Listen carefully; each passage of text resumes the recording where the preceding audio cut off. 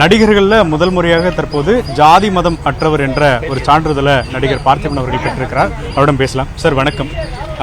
ஒரு கடந்த ஒரு மாதமாக ஒரு கடுமையான ஒரு சர்ச்சைகள் ஏற்பட்ட நிலையில் ஒரு முடிவு எடுத்திருக்கிறீங்க. இந்த முடிவு முன்பே எடுத்ததா இல்லது இப்பொழுதுதான் அதை இம்ப்ளிமெண்ட் பண்ண முடிஞ்சதுன்னு பார்க்குறீங்க? நமக்கு எப்போவுமே இங்கே ஏதாவது ஒரு பிரச்சனை வந்தால் தான் நமக்கு ஒரு தீர்வு வரும்.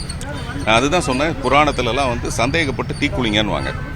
நான் அப்படி தான் என் மேலே ஒரு சந்தேகம் வந்ததுக்கப்புறம் நான் தீக்குளிக்கலான்னு பார்த்தேன். இப்போ தீக்குளிச்சதுக்கப்புறம் தீக்குளிச்சதை பற்றி ஒரு சந்தேகம், அதை பற்றின ஒரு விமர்சனம், எனக்கு அது நான் எதிர்பார்க்காத ஒரு விஷயம்.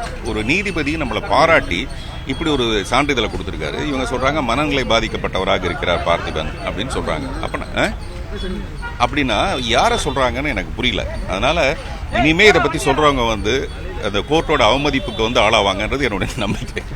சரி, இப்போ ஜாதி சான்றிதழ் அப்படிங்கிறது ஜாதிகள் வேண்டாம் அப்படிங்கிற ஒரு கேள்விகள் எப்பொழுதும் இருந்தாலும் கூட இன்னைக்கு ஜாதி சான்றிதழ் அப்படிங்கிறது பல வகையில் இடஒதுக்கீட்டாக இருக்கட்டும், அதே போல் வேலை வாய்ப்பு இருக்கட்டும், இது எல்லாத்துக்குமே அடிப்படை ஆதாரமாக இருக்கிறது. நீங்கள் எடுத்திருக்கக்கூடிய முடிவு அப்படிங்கிறது அதுலேயும் விமர்சனம் இருக்கிறத பார்க்குறீங்களா? எல்லோருடைய கருத்தும் உங்களுடைய கருத்துக்கு ஒருமித்து வர வேண்டும் பார்க்குறீங்களா? எந்த கருத்துமே எல்லோருடைய கருத்துக்கும் ஒருமித்த கருத்தாக இருக்கவே இருக்காது. நீங்கள் எந்த கருத்தாக இருந்தாலும் அப்படிதான் இருக்கும். அதனால எனக்கு அதில் ஒன்றும் பெரிய அப்புறம் எல்லாரும் என்னுடைய கருத்தை ஏற்றுக்கணுங்கிறது கிடையாது. ஏன்னா இந்த சமூகம் ஒரு மட்டத்திலிருந்து அடுத்த மட்டத்துக்கு வளர்றதுக்கு இந்த சாதி சான்றிதழ் அவசியமான ஒரு விஷயம். என்னுடைய ஸ்கூல் சர்டிஃபிகேட்டில் கூட எனக்கு பேக்வேர்டுன்னு தான் ஒரு சர்டிஃபிகேட் இருக்குது. எனக்கு அந்த நேரத்தில் எனக்கு பேக்வேர்டாக இருக்காங்கிறது என்னுடைய மிகப்பெரிய கவனமாக இருந்தது. அதை வச்சுக்கிட்டு தான் நான் வேறு ஏதாவது பண்ணலாம்னு நினச்சிட்டு இருந்தேன்.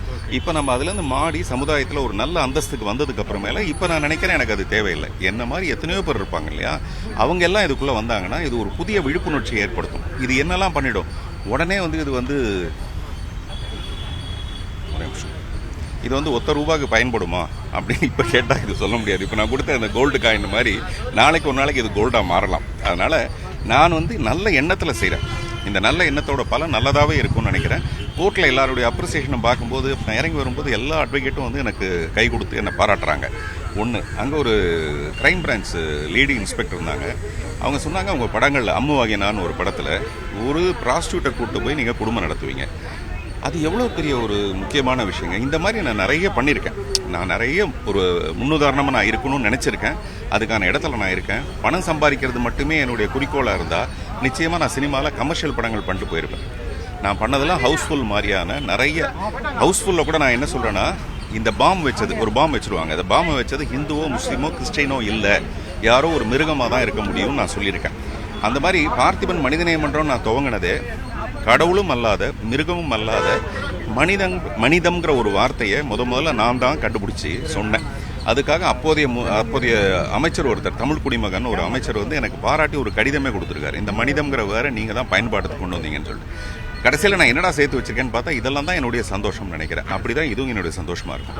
குறிப்பாக 2000 வருடங்களுக்கு மேலாக இருக்கக்கூடிய ஒரு சிக்கலாக இருந்தாலும் கூட இப்போ சோசியல் மீடியா ரொம்ப பீக்கில் இருக்குது. ஆனால் சினிமாவில் கிட்டத்தட்ட ஒரு 50-60 வருஷத்துக்கு மேலாக இந்த கம்யூனிட்டி அப்படிங்கிற பேஸ்டான படங்கள் அப்படிங்கிறது பெரிய தாக்கத்தை ஏற்படுத்தியிருக்கு. இனி வரக்கூடிய திரைப்படங்களுக்கு, இயக்குநர்களுக்கு நீங்கள் என்ன சொல்ல விரும்புகிறீங்க?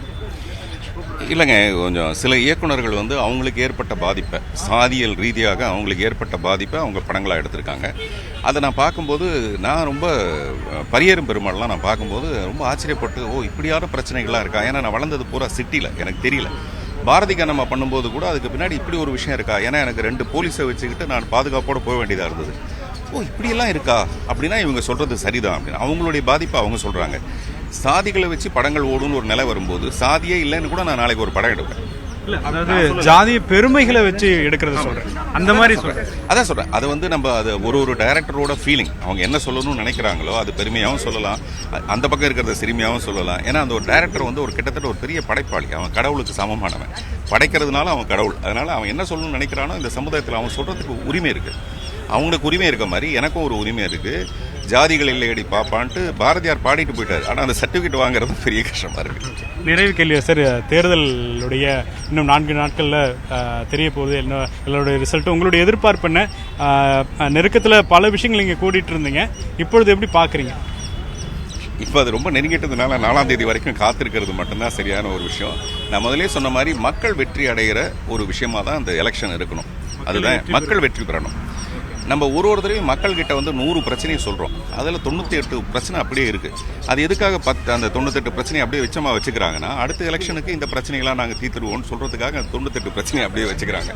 இந்த மாதிரி ஒவ்வொரு தடவையும் ஒரு ஏமாத்து வேலை. மக்களை நம்ம எப்படியாவது ஏமாற்றி ஊற்று பெறணுங்கிறது தான் எல்லா கட்சிகளோட. நான் தனிச்சு குறிப்பிட்டு நான் ஒரு கட்சி சொல்லலை. நீங்க ஒரு நடிகர்ன்றதுனால நடிகர் வெற்றி பெறணும்னு நினைப்பீங்களா? இல்லை, அப்படி இல்லைங்க. இது வந்து மக்கள் வெற்றி பெறணும்னு நினைக்கிறேன். அதனால அது நல்ல ஒரு தீர்ப்பு 4ஆம் தேதி வரட்டும் நம்புறேன். தேங்க்யூ. நன்றி.